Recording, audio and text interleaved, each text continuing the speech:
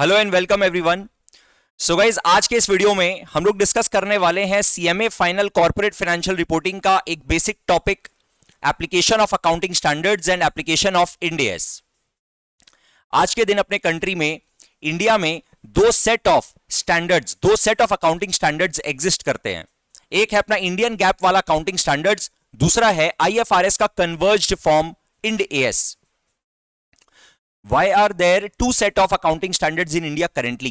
इसके पीछे एग्जैक्टली क्या हिस्ट्री है, क्या बैकग्राउंड है, कौन से एंटिटीज के ऊपर इंड एस एप्लीकेबल है, कौन से एंटिटीज के ऊपर अकाउंटिंग स्टैंडर्ड्स एप्लीकेबल है, ये सारे बातों को समझने के लिए, ये सारे कॉन्सेप्ट को अच्छे से क्लियर करने के लिए इस वीडियो को एंड तक देखिएगा।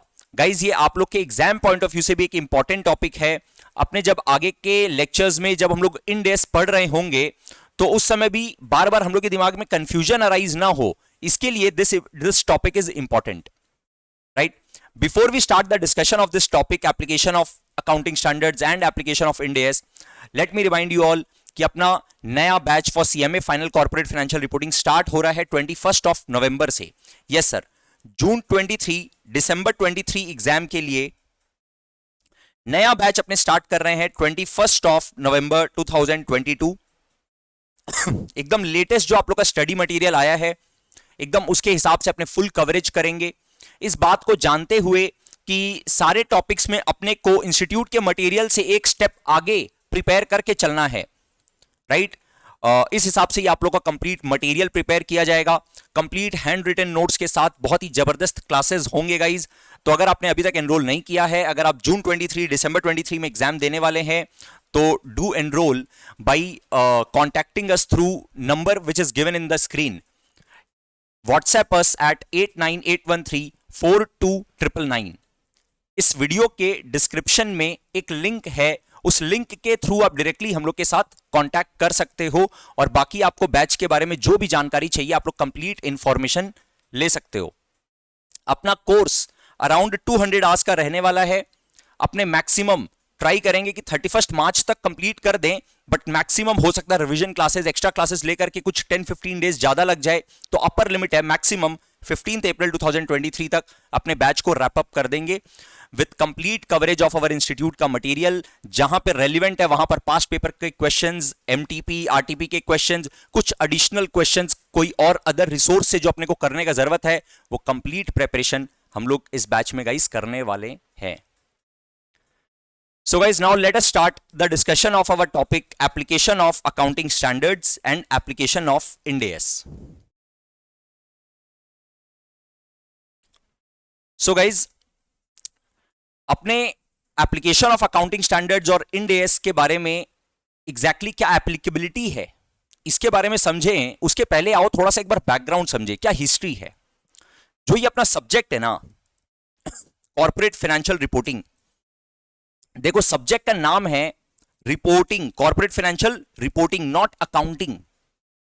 अपने अभी फाइनल लेवल पर दो थोड़ा बहुत अकाउंटिंग सीखेंगे, बट अपना मेन ऑब्जेक्टिव रहेगा कि फाइनेंशियल स्टेटमेंट्स को कैसे रिपोर्ट करना है।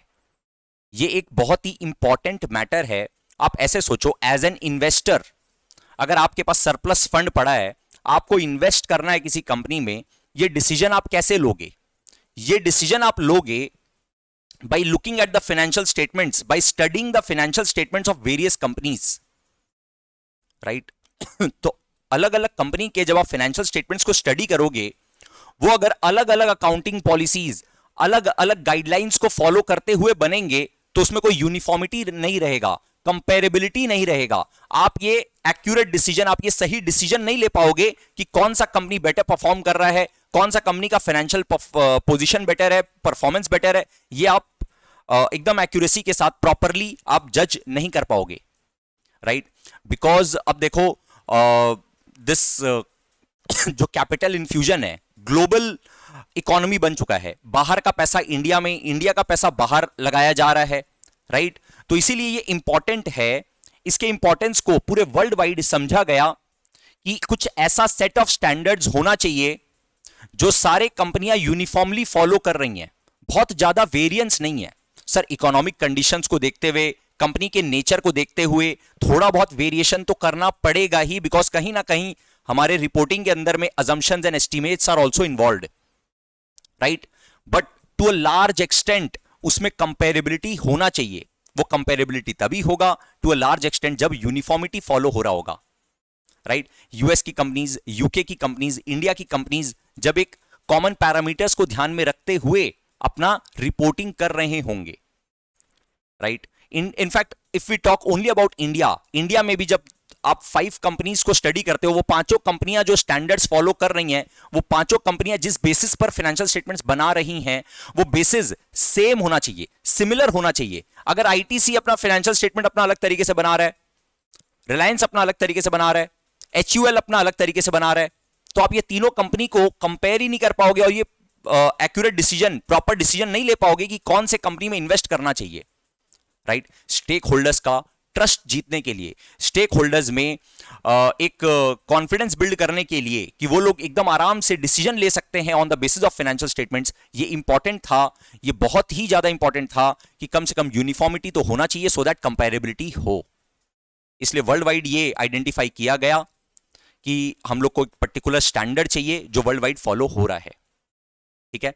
तो अपना subject is now corporate financial reporting. अब अपने बात करने वाले हैं गाइज, ये कौन से स्टैंडर्ड, कौन से गाइडलाइंस है जिनको फॉलो करते हुए ये रिपोर्टिंग होना चाहिए। यहां पर अपने 2 एंगल से बात करेंगे। एक इंटरनेशनली क्या डेवलपमेंट्स हुए वर्ल्ड में,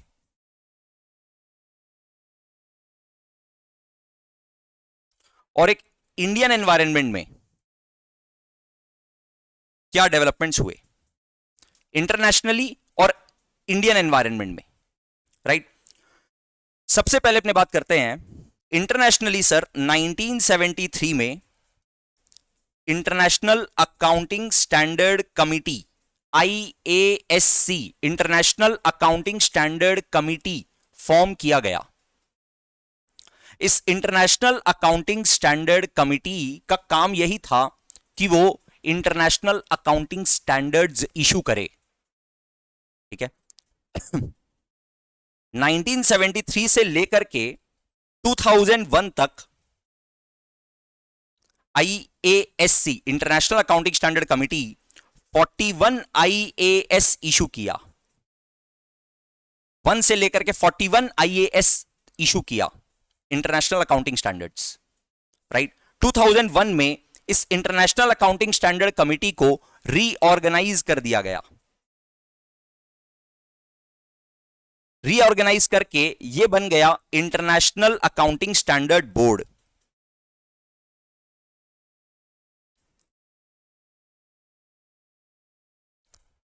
इंटरनेशनल अकाउंटिंग स्टैंडर्ड बोर्ड। अब ये इंटरनेशनल अकाउंटिंग स्टैंडर्ड बोर्ड 2001 से लेकर के टिल डेट IFRS इशू कर रहा है।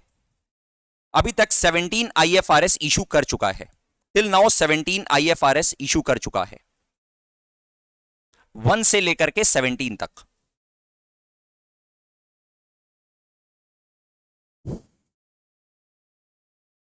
राइट? ये जो इंटरनेशनल अकाउंटिंग स्टैंडर्ड कमिटी है, ये यूरोपियन नेशंस मिलकर के बनाए थे। It is based out of London.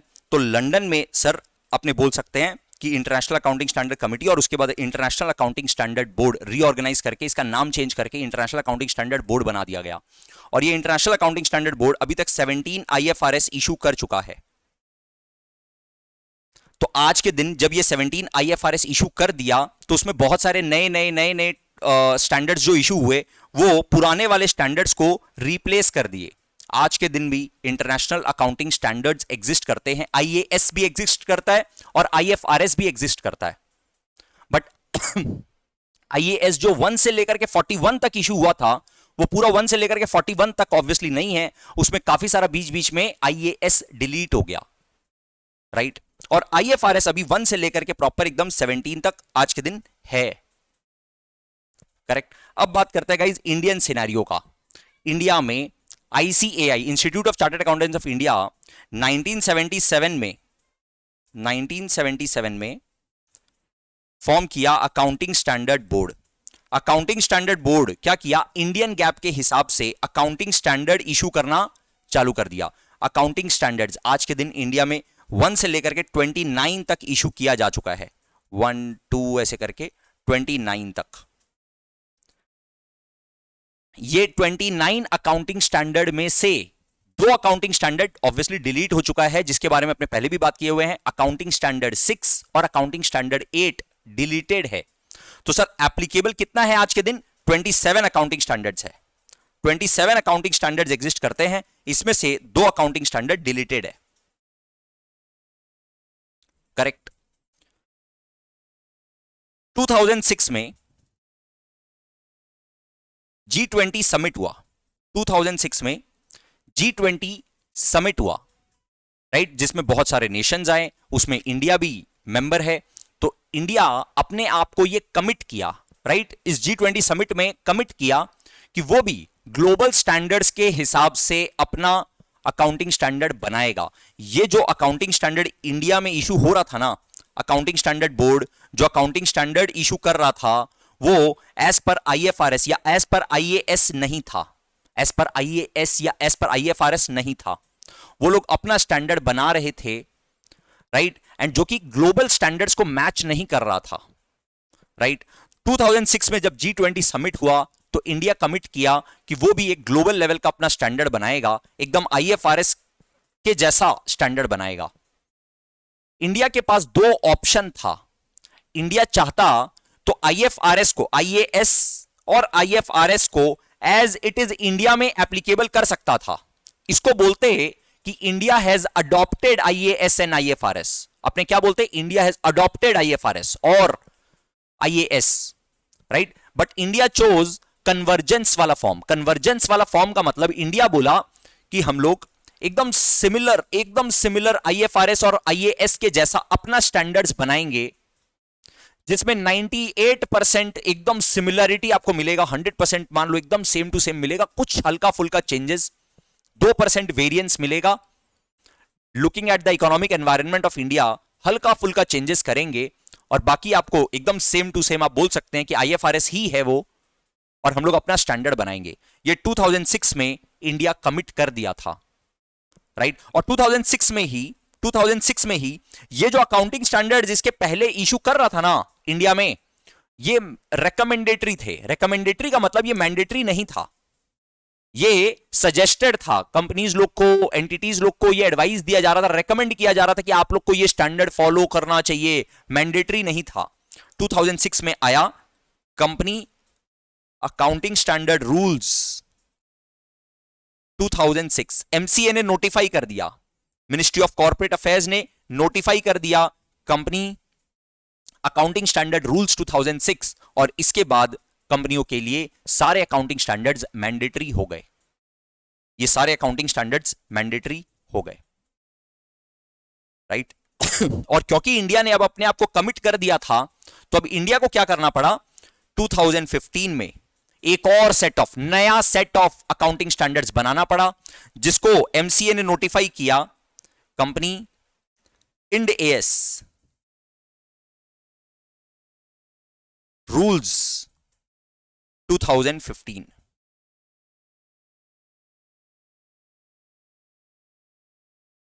Company Ind AS rules 2015, जिसमें आज के दिन 39 इंड AS नोटिफाइड है, 39 इंड AS नोटिफाइड है। तो इंडिया में आज के दिन ये 27 अकाउंटिंग स्टैंडर्ड्स भी है, 1 से लेकर के 29 के बीच में 2 अकाउंटिंग स्टैंडर्ड को हटा दो, आज के दिन 27 अकाउंटिंग स्टैंडर्ड्स एग्जिस्ट करते हैं। और कंपनी इंड AS रूल्स 2015 के हिसाब से 39 इंड AS भी आज के दिन इंडिया में एग्जिस्ट करते हैं, राइट। तो 2 सेट ऑफ अकाउंटिंग स्टैंडर्ड्स हो गए। अब सर कौन से कंपनियों को, कौन से एंटिटीज को अप्लाई करना पड़ता अकाउंटिंग स्टैंडर्ड, कौन से एंटिटीज को अप्लाई करना पड़ता इंड AS, ये हम लोग समझेंगे थोड़ा बाद में, थोड़ा आगे जाकर के। एक बार हिस्ट्री वाला बात को समझो।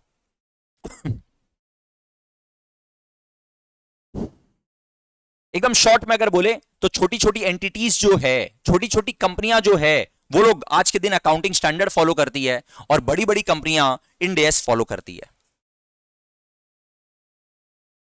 अच्छा, इसमें भी एक और बात है, जो ये 2006 में नोटिफाई हुआ था, यह भी एकदम रिसेंटली रिवाइज किया गया है, और आज के दिन ये रिप्लेस कर दिया गया है कंपनी अकाउंटिंग स्टैंडर्ड रूल्स 2021, इसका आज के दिन अभी ये नया इशू हो चुका है, कंपनी अकाउंटिंग स्टैंडर्ड रूल्स 2021। तो आज के दिन MCA has notified two set of accounting standards. One is Company Accounting Standard Rules 2021. This is Indian GAAP वाला accounting standards, जिसमें 27 accounting standards है, और एक और है Company Ind AS Rules 2015, जिसमें 39 Ind AS है। करेक्ट। अब थोड़ा सा यहां पे ध्यान दीजिएगा गाइज, नंबरिंग में आइए।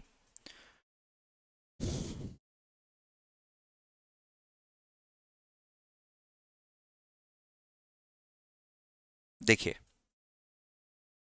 ये पूरा लिस्ट है इंड एस का, इंड एस 102, इंड एस 101, 102, 103, ऐसे करके आप देखोगे इंड एस 116 तक। इनफैक्ट अभी इंड एस 117 भी आ गया है। ओके, उसके बाद इंड एस 1, 2, 7, 8, 10, राइट। थोड़ा सा नंबरिंग को ऑब्जर्व करो, इसके पीछे एग्जैक्टली क्या लॉजिक है वो अभी हम आप लोग को बताने वाले हैं। देखो ध्यान देना,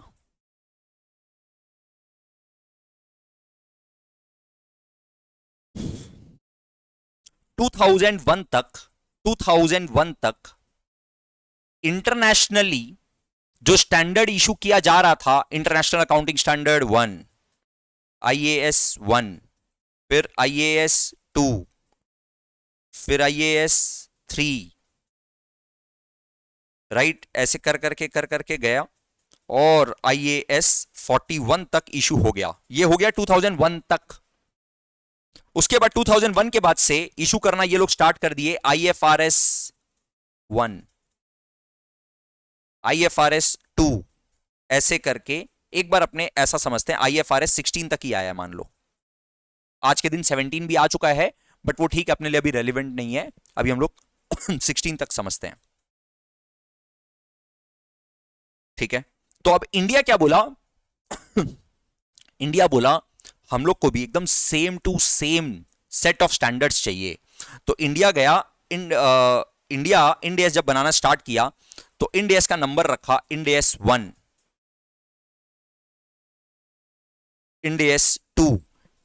ये IAS 3 डिलीट हो चुका आज के दिन। सर क्यों डिलीट हो चुका? क्योंकि it has been replaced by another standard IFRS का कोई दूसरे स्टैंडर्ड से ये रिप्लेस कर लिया गया है। तो IAS 1, IAS 2, इसके बाद अपने पास सीधा है IAS 7। मतलब सर आज के दिन IAS 3, 4, 5, 6 एग्जिस्ट ही नहीं करते हैं, वो सब डिलीट हो चुके हैं। IAS 1 है, IAS 2 है, उसके बाद सीधा IAS 7 है, उसके बाद IAS 8 है, उसके बाद IAS 10 है, IAS 9 को डिलीट कर दिया गया है, राइट। इस तरह से नंबरिंग है सर, बीच बीच में स्टैंडर्ड से डिलीटेड है। इंडिया भी क्या किया, इंडिया बोला हम लोग नंबर रखेंगे end AS 1, end S 2, end S 3 नहीं रखेंगे, इंड एस 7 रखेंगे। इसको मैच कराने के लिए नाम भी और नंबरिंग भी एग्जैक्टली सेम है, बस IAS के जगह इंड एस आ गया, राइट। फिर इंड एस 8, फिर इंड एस 10, राइट। इस तरह से एकदम IAS के जैसा नंबरिंग रखा। और फिर यहां पर जब IFRS 1 आ गया तो क्या किया, इंडिया बोला अच्छा तब हम लोग नंबरिंग थोड़ा सा चेंज कर देते हैं, इंड एस 101 कर देते हैं, इसका इंड एस 102 कर देते हैं। मतलब जो IFRS है वो 101, 102 का सीरीज है, और जो IAS है वो 1, 2, 3, 4 वाला सीरीज है। तो देखो इंटरनेशनली IFRS 1, 2, 3, 4 पूरा 16 तक है लाइन से, और IAS 1, 2, 7, 8, 10, 12, 16, 19 ऐसे है। तो इस तरह से ही इंड एस इशू कर दिया गया। ये जो इंड एस 1 है it is very very similar to IAS 1, international accounting standard 1। नाम भी एग्जैक्टली सेम रखा गया है, राइट। तो इंडिया का आइडिया ये था कि हम लोग नाम और नंबरिंग एकदम एग्जैक्टली सेम रखेंगे, बस IAS और IFRS के जगह इंड एस लगा देंगे, क्योंकि ये लोग का तो सर IAS 1 2 3 4 स्टार्ट हो रहा है और IFRS का भी 1 2 3 4 स्टार्ट हो रहा है, इसीलिए IFRS वाले सीरीज को 101 102 वाला सीरीज में ये लोग लेकर के आ गया। बस इतना सा डिफरेंस है गाइस। तो गाइज आई होप आप लोग को एग्जैक्टली इसके पीछे क्या बैकग्राउंड है, क्या हिस्ट्री है कि अकाउंटिंग स्टैंडर्ड्स और इंड एस कैसे आ रहा है, ये हम लोग को क्लियर है।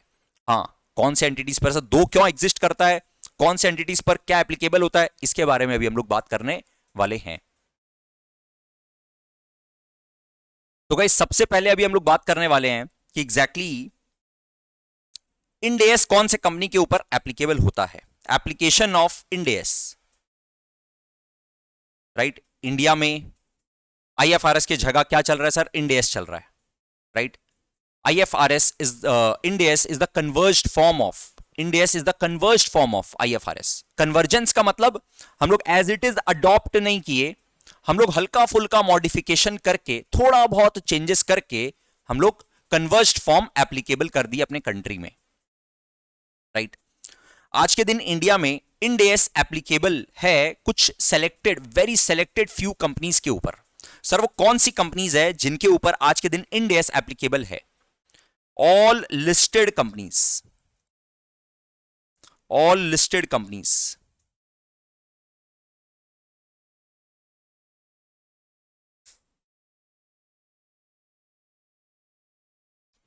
other than banks and financial institutions,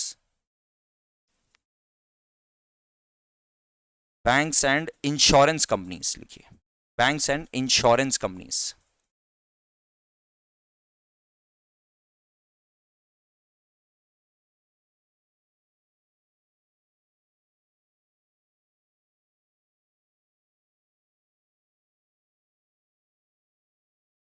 companies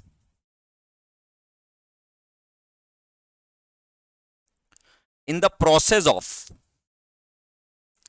listing, इसमें भी other than banks and insurance companies है, right. Other than banks and insurance companies,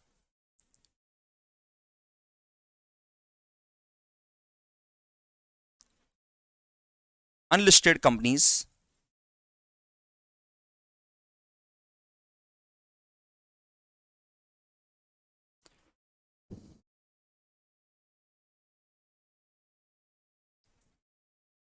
with net worth greater than equal to 250 crore. अगर नेटवर्थ 250 करोड़ या उससे ज्यादा है तो इंड एस एप्लीकेबल है। अनलिस्टेड कंपनीज का सर मान लीजिए अगर कोई लिस्टेड कंपनी है, अगर कोई लिस्टेड कंपनी है उसका नेटवर्थ अगर 2 करोड़ भी है ना तो भी उसके ऊपर इंड एस एप्लीकेबल है। अगर कोई company in the process of listing है तो भी उसके ऊपर इंड एस एप्लीकेबल है, भले उसका नेटवर्थ कितना भी हो, ठीक है। बट कंपनी ना तो लिस्टेड है ना इन द प्रोसेस ऑफ लिस्टिंग है, मतलब अनलिस्टेड कंपनी है, तो अनलिस्टेड कंपनी का अगर नेटवर्थ ग्रेटर देन 250 करोड़ है तो उसके ऊपर एप्लीकेबल है। सेबी अलग से एप्लीकेबल किया है रियल एस्टेट इंफ्रास्ट्रक्चर ट्रस्ट,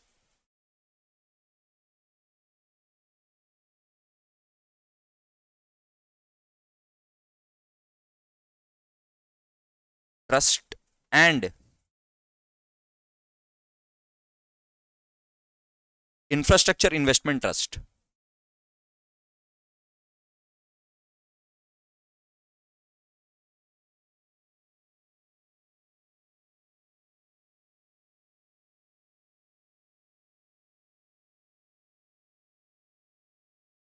इनके ऊपर भी इंड एस एप्लीकेबल है। इसके बाद अगर कोई सेंट्रल गवर्नमेंट अगर कोई चाहे किसी पर्टिकुलर बॉडी कॉर्पोरेट के ऊपर इंड एस एप्लीकेबल करना तो कर सकता है। Central government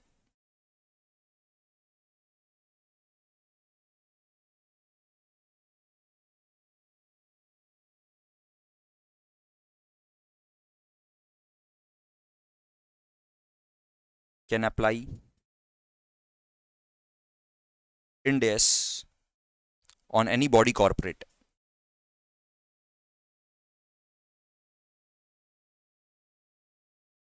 right. इसको अपने शॉर्ट में बोलते हैं गाइस बड़ी बड़ी कंपनियां,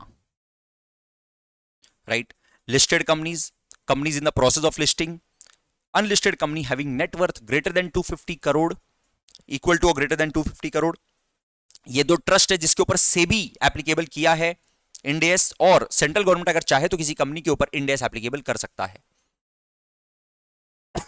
मतलब सर शॉर्ट में बोले तो जितनी भी बड़ी बड़ी कंपनियां हैं उनके ऊपर इंड एस एप्लीकेबल होता है। अच्छा, और सर फिर इंड एस एप्लीकेबल तो हम लोग समझ गए, अकाउंटिंग स्टैंडर्ड किसके ऊपर एप्लीकेबल होता है? सर जिनके ऊपर इंड एस एप्लीकेबल नहीं होता है उन सब के ऊपर अकाउंटिंग स्टैंडर्ड एप्लीकेबल हो जाता है। अब इसमें लेकिन देखो समझने वाला बात क्या है, थोड़ा सा ध्यान से समझना। अकाउंटिंग स्टैंडर्ड एप्लीकेबल हो रहा है छोटी छोटी कंपनियों के ऊपर और नॉन कंपनीज के ऊपर भी। जैसे अगर हम लोग देखें सर, जो बड़ी बड़ी कंपनियां ऊपर चली गई उनको अगर हम लोग एक्सक्लूड कर दें तो अब बचते कौन कौन से कंपनीज है? अब जो बच गया वो क्या तो कंपनीज बचता है या फिर नॉन कंपनीज बचता है?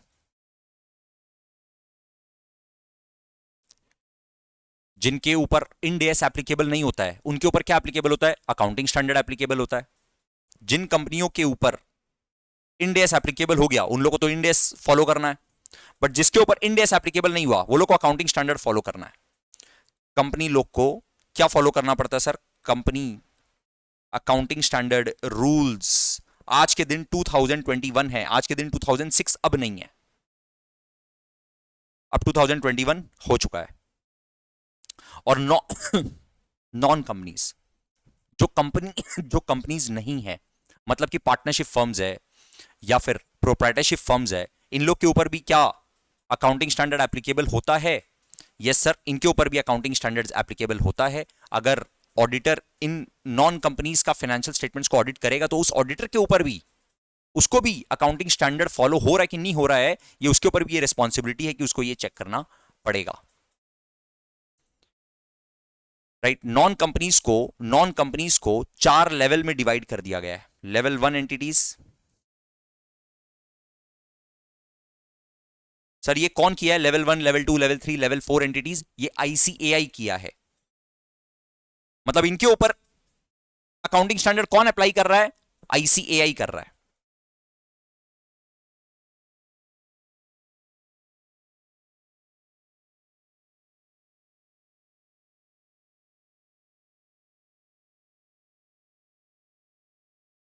सर अभी आपको एकदम, अगर हम यहां पर समराइज करें पूरे बात को,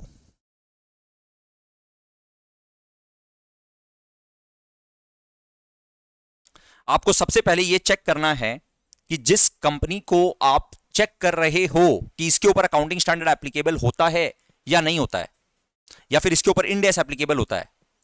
अगर आपको यह चेक करना है कि इस कंपनी के ऊपर क्या अप्लाई होगा, अकाउंटिंग स्टैंडर्ड एप्लीकेबल होगा या इंड एस एप्लीकेबल होगा, तो आपको कैसे फ्लो करना है देखो। Is it a bank? Is it a bank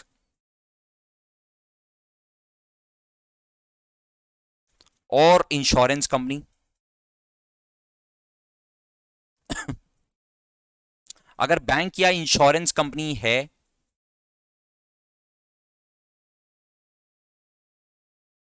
अगर आप बोलते हो आंसर इज यस, तो इसके ऊपर no Ind AS, no Ind AS. तो इसको क्या करना पड़ेगा? Apply all the accounting standards. But अगर आंसर नो है तो क्या किया जाए सर? आंसर अगर नो है कि बैंक या इंश्योरेंस कंपनी नहीं है, आंसर नो है, तो अब आपको चेक करना पड़ेगा चेक वेदर लिस्टेड कंपनी और in the process of listing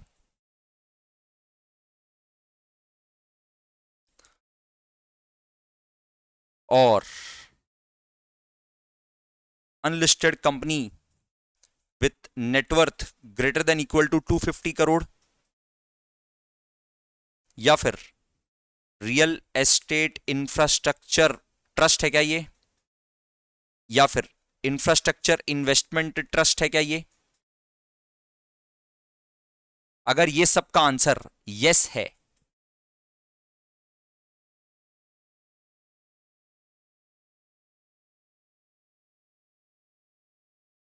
अगर ये सब का आंसर यस है, तो ऑब्वियसली इसके ऊपर इंड एस एप्लीकेबल हो गया, इंड एस। और इसका आंसर अगर नो है तो आपको चेक करना पड़ेगा, बताइए ये क्या है, कंपनी है कि नॉन कंपनी है?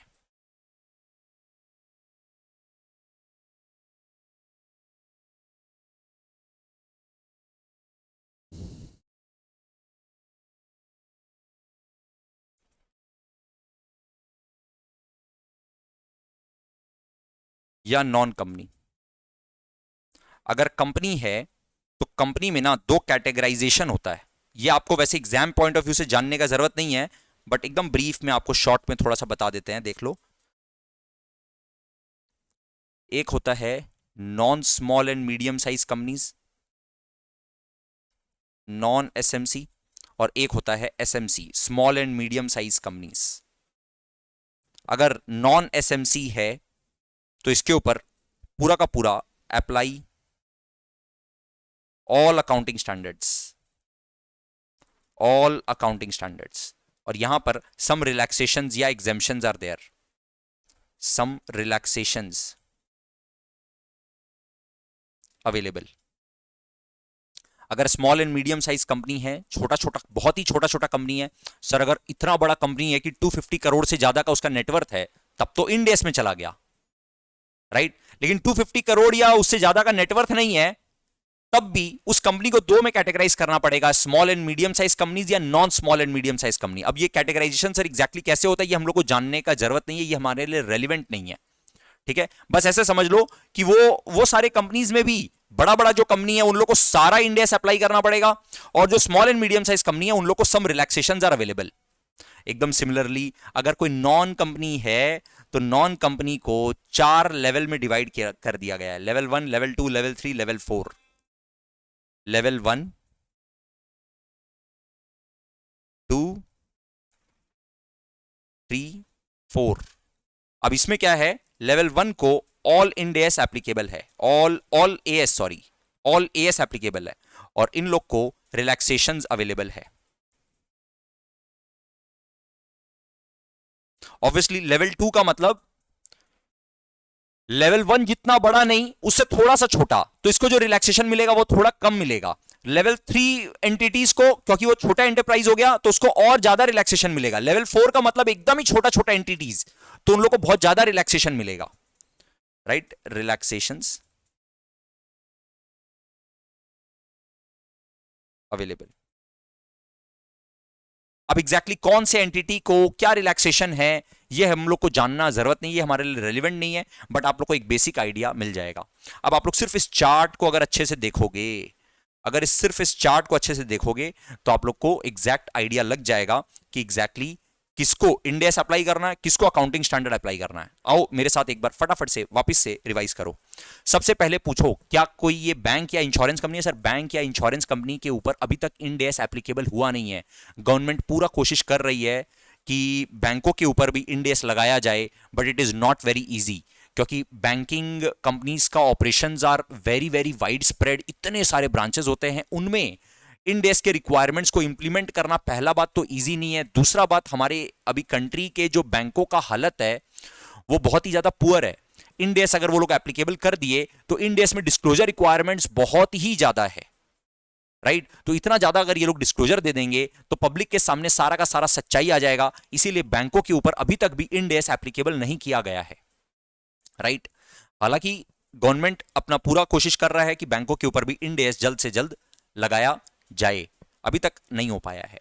तो अगर बैंक या इंश्योरेंस कंपनी है तब तो इंड एस लगने का सवाल ही नहीं है, नो इंड एस, सारा का सारा एएस अप्लाई करना पड़ेगा ये लोग को। All 27 accounting standards are fully applicable to them, right.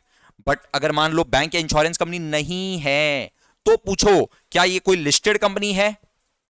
या फिर कोई इन द प्रोसेस ऑफ लिस्टिंग, जिसका लिस्टिंग होने वाला है, क्या कोई ऐसा कंपनी है? या unlisted company, net worth greater than 250 crore वाला कंपनी है? या फिर क्या रियल एस्टेट इंफ्रास्ट्रक्चर ट्रस्ट है? या फिर इंफ्रास्ट्रक्चर इन्वेस्टमेंट ट्रस्ट है? अगर ये सबका आंसर यस है, मतलब ये इंड एस वाला कैटेगरी में फॉल कर गया, ये वो वाला कंपनी है जिसको इंड एस अप्लाई करना है। और अगर ये सब कंपनी नहीं है, अगर लिस्टेड कंपनी नहीं है या इन द प्रोसेस ऑफ लिस्टिंग भी नहीं है, unlisted company with net worth lower than 250 crore है, राइट, मतलब इंड एस एप्लीकेबल अगर नहीं है, तो देखो कंपनी है कि नॉन कंपनी है। अगर कंपनी है तो कंपनी में non small and medium size companies और small and medium size companies, दो तरह का कैटेगरी हो सकता है। अगर नॉन एसएमसी है मतलब बड़ा कंपनी है, इसका मतलब वो लोग को सारा का सारा अकाउंटिंग स्टैंडर्ड फॉलो करना पड़ेगा। एसएमसी मतलब small and medium size company को कुछ रिलैक्सेशन अवेलेबल है, सारा का सारा अकाउंटिंग स्टैंडर्ड कंप्लीटली अप्लाई नहीं करना पड़ता है, कुछ अकाउंटिंग स्टैंडर्ड फॉलो ही नहीं करना पड़ता, और कुछ अकाउंटिंग स्टैंडर्ड में पार्शियल एग्जेम्पशन है, राइट। और अगर नॉन कंपनी है, नॉन कंपनी का मतलब पार्टनरशिप फर्म या प्रोप्राइटरशिप फर्म वगैरह है, राइट, उन लोग को ICAI, institute of chartered accountants of India, divide कर दिया है 4 लेवल ऑफ एंटिटीज में। Level 1 entity, level 2 entity, level 3 entity, level 4 entity. Level 1 entity का मतलब बड़ा बड़ा एंटिटी, लेवल 2 का मतलब थोड़ा छोटा, लेवल 3 का मतलब और छोटा, लेवल 4 का मतलब एकदम छोटा छोटा एंटिटीज। तो लेवल 1 एंटिटीज बड़ा बड़ा एंटिटीज हो गया, इन लोग को सारा एएस फॉलो करना पड़ता है, फुल्ली फॉलो करना पड़ता है। Level 2 entities, level 3 entities, level 4 entities को कुछ कुछ रिलैक्सेशन अवेलेबल है। वो एग्जैक्ट रिलैक्सेशन कौन से अकाउंटिंग स्टैंडर्ड में है ये हम लोग को जानने का जरूरत नहीं है। अकाउंटिंग स्टैंडर्ड 15 है, 17 है, 20 है, ये सब में कुछ कुछ रिलैक्सेशन अवेलेबल है। तो वो रिलैक्सेशन एग्जैक्टली क्या है ये हम लोग को जानने का जरूरत नहीं है, बट आप लोग को एक ब्रॉड पिक्चर, एक ओवरव्यू मिल गया कि सर अब हम लोग को समझ में आया कि क्यों 2 सेट ऑफ अकाउंटिंग स्टैंडर्ड आज के दिन एग्जिस्ट करता है। एक बार में छोटे छोटे एंटिटीज को भी नॉन कंपनीज जो है उनको खास करके नॉन कंपनीज और छोटी छोटी कंपनियां पे एक बार में अकाउंट इंड एस अप्लाई नहीं किया जा सकता है, क्योंकि इंड एस का कंप्लायंस का रिक्वायरमेंट बहुत ज्यादा है, डिस्क्लोजर रिक्वायरमेंट्स बहुत ज्यादा है, जो छोटे एंटिटीज के लिए फॉलो करना पॉसिबल ही नहीं है, राइट। तो अपने कंट्री के इकोनॉमिक एनवायरनमेंट को देखते हुए, एक बार में बहुत ज्यादा प्रेशर ना आ जाए इस बात को ध्यान में रखते हुए इंडिया में यह डिसीजन लिया गया कि अगर हम लोग को पैरिटी में लाना भी है तो एक बार पहले बड़ी बड़ी कंपनियों को तो लाइन में लाओ। बड़ी बड़ी कंपनियों को मतलब ऐसी कंपनियां जो लिस्टिंग हो रही है, listed company in the process of listing, या unlisted company with net worth greater than 250 crore equal to net worth greater than 250 crore, इन लोग को तो कम से कम पहले बोलो कि भाई तुम लोग बड़ी बड़ी कंपनियों वाले कैटेगरी में आते हो, तुम लोग पहले इंड एस अप्लाई करो। छोटी छोटी एंटिटीज को धीरे धीरे करके बाद में ले आएंगे, उनको अभी एकदम तुरंत से फटाफट से उनको प्रेशराइज ना किया जाए, उनके ऊपर सारे के सारे standards as it is applicable ना किया जाए, पहला बात। दूसरा बात, अकाउंटिंग स्टैंडर्ड्स में भी ना कुछ कुछ चेंजेस लगातार किया जा रहा है, उनको भी इंड एस के जैसा बनाए जाने का कोशिश किया जा रहा है। जैसे कि एग्जांपल अकाउंटिंग स्टैंडर्ड 10 है, property plant and equipment, S 10 property plant and equipment, और अपना इंड एस 16 है। Accounting standard 10 property plant and equipment, end S 16 का नाम भी प्रॉपर्टी प्लांट एंड इक्विपमेंट। ये दोनों अकाउंटिंग स्टैंडर्ड 98% सेम है। मतलब जो छोटी छोटी एंटिटीज है ना, आई मीन जो इंड एस फॉलो नहीं कर रही है, मतलब non SMC, SMC, level 1 2 3 4 entities, ये लोग जो प्रॉपर्टी प्लांट एंड इक्विपमेंट का काउंटिंग करते हैं, और जो इंड एस वाली कंपनियां, जो बड़ी बड़ी कंपनियां हैं, मतलब लिस्टेड कंपनी, लिस्टिंग प्रोसेस वाला company, unlisted company with net worth greater than equal to 250 crore वाला कंपनी, वो लोग जो प्रॉपर्टी प्लांट एंड इक्विपमेंट का काउंटिंग कर रहा है वो सेम ही है, क्योंकि ये लोग फॉलो कर रहे हैं अकाउंटिंग स्टैंडर्ड 10 और ये लोग फॉलो कर रहे हैं इंड एस 116। अकाउंटिंग स्टैंडर्ड 10 और इंड एस 116 इज 98% सेम। एकदम हल्का फुल्का एक दो छोटा मोटा चेंजेस है, बाकी एग्जैक्टली सेम है। एकदम सिमिलरली अकाउंटिंग स्टैंडर्ड 2 इन्वेंट्रीज एकदम एकदम सिमिलर है। जो अकाउंटिंग स्टैंडर्ड 2 है वही इंड एस 2 भी है। अकाउंटिंग स्टैंडर्ड 2 और इंड एस 2 दोनों इन्वेंट्रीज है। कोइंसिडेंटली इंड एस में भी इन्वेंट्रीज का अकाउंटिंग स्टैंडर्ड 2 ही है। It is just coincidentally, right. Cash flow statement accounting standard 3 और account end S 7 statement of cash flows बहुत हद तक सिमिलर, 95% सेम है, हल्का फुल्का चेंजेस है। तो अकाउंटिंग स्टैंडर्ड को भी लगातार थोड़ा बहुत चेंज करके इंड एस के जैसा बनाए जाने का कोशिश किया जा रहा है, जहां तक इंडियन इकोनॉमिक एनवायरनमेंट में हो पाए, राइट। इसलिए आज के दिन इंडिया में 2 सेट ऑफ स्टैंडर्ड्स एप्लीकेबल है, और कौन सी कंपनियों के ऊपर, कौन से एंटिटीज के ऊपर कौन सा स्टैंडर्ड अप्लाई होता है, इंड एस अप्लाई होता है कि अकाउंटिंग स्टैंडर्ड अप्लाई होता है। आई होप आप लोग को ये बात एकदम क्लियर हो चुका है गाइज। अगर आप लोग को ये बात एकदम अच्छे से क्लियर हो चुका है तो एक बार कंफर्म कर दीजिएगा। आप लोग का कुछ भी क्वेरी रहा तो कमेंट सेक्शन में आप लोग लिखिएगा, और कौन से टॉपिक में आप लोग चाहते हो कि आप लोग को रिवाइज कराया जाए। वैसे तो अभी एकदम बेसिक सीरीज, छोटे छोटे कॉन्सेप्ट्स, अच्छे अच्छे कॉन्सेप्ट जो आप लोग के लिए बहुत रेलिवेंट है, बहुत इंपॉर्टेंट है, ये लगातार अभी इस चैनल पर आने वाले हैं। आप लोग अगर अभी तक चैनल को सब्सक्राइब नहीं किए हो तो गाइज सब्सक्राइब कर देना और बेल आइकन प्रेस कर देना, बिकॉज कोई भी नोटिफिकेशन आता है तो आप लोग को इमीडिएटली पता चल जाएगा।